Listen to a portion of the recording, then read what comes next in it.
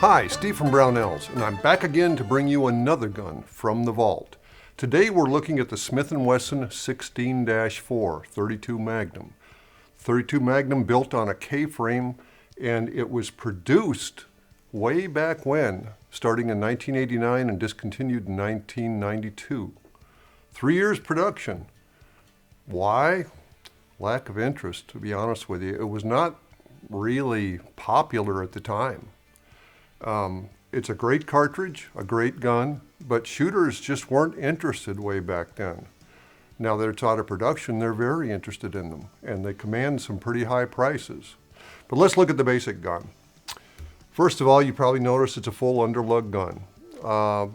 During this era, Smith & Wesson was putting full underlugs on their K-22s, a lot of other guns as well. I've got a 44 Magnum with a full underlug.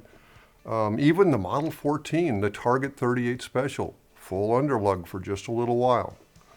It also comes with these finger groove combat grips. And just as an aside, if you're in the market for one of these and it doesn't have combat grips on, somebody took them off and sold them. The reason being is they go for $300 to $400 these days. So that should come off the price if they do not have the proper grips. Just saying. This gun is a 6-shot revolver, as you'd expect. It is available in 3 different barrel lengths. I should mention that. They came in a 4-inch, a 6-inch, and an 8-inch. 8-inch is kind of the rarest and commands the highest prices. 4-inch in second place. The 6-inch was actually produced all the way through 92, whereas the other 2 lengths were discontinued in 91.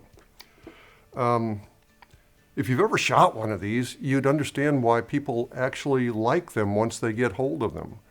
Back then, they figured, I've got a 357, what do I need one of these for? Well, it's a really good round. Part of the problem with the 32 Magnum was that it came out with the H&R revolvers back in, I think, 1984, 1985. And they're not as strong as a K-frame Smith & Wesson or the Ruger Single 6, which you can also find in 32 Magnum. It's a really good small game round. It's accurate as a Smith & Wesson long. If you look at the two, this is a Smith & Wesson long, this is a 32 Magnum. Not much difference, except for the pressure it's loaded to. Now later on, Ruger came out with the Buckeye Special, which was a full-size Blackhawk, 6-shot for 32 Magnum and 32-20, and people started loading that round up and seeing what it could do. The Smith & Wesson K-frame can handle a lot of pressure as well, so hand loaders can really have a field day with this round.